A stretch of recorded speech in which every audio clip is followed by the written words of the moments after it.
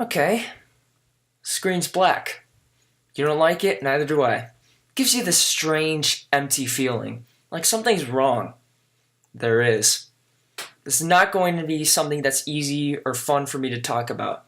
As a matter of fact, that's actually the whole point of the series I'm going to be posting. It's going to get ugly.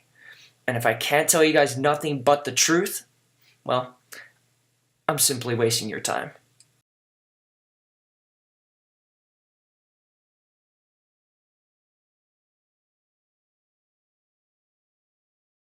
As the title implies, yes, I actually do have autism, which for those of you who don't know, is a neurological based disorder that delays things like speech and social skills at an early age. I've lived with it my entire life. It hasn't gone away and has affected so many aspects of how I live, as well as how I've lived. So, with that being all said, you might now be thinking, what's the point? Why are you saying all this? Well, I'm saying all this because the stigmas that I thought would go away when I would grow up are still with the hearts of people who otherwise would have been great and wonderful individuals.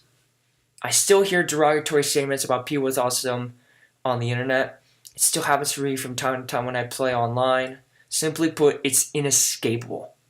So, since there's no point to escaping this grim part of my reality, why should I run away from it?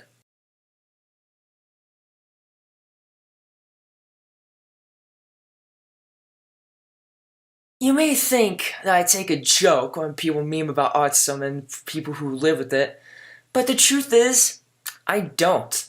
At least, not very often. There is a time and place for jokes, and it took me a while to get to understanding that. But here's the reality check.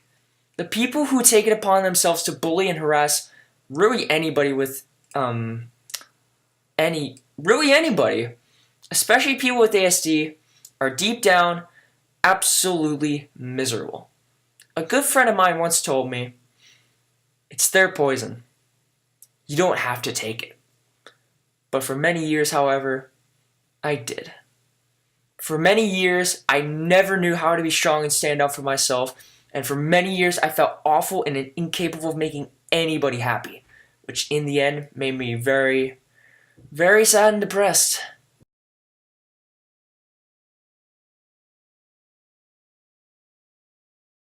With the series I'm going to be trying to create, I'm going to go over not only the perspectives of the bullies, but also what it's like to live with autism, and what it's like for the family involved.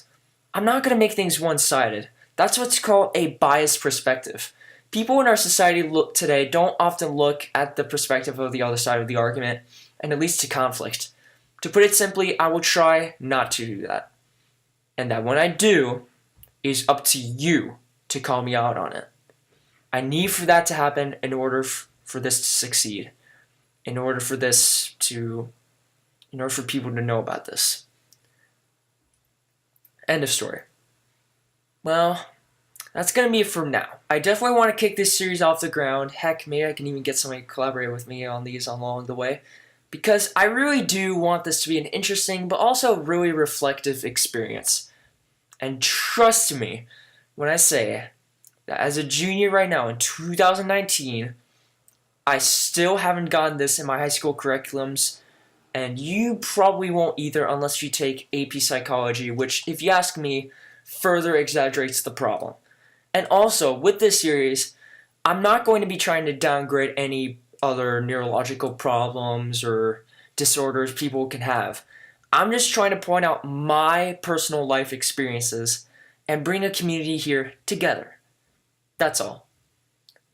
I hope you all have a good day or night, and part 2 is when things are really going to get started. And until then, peace.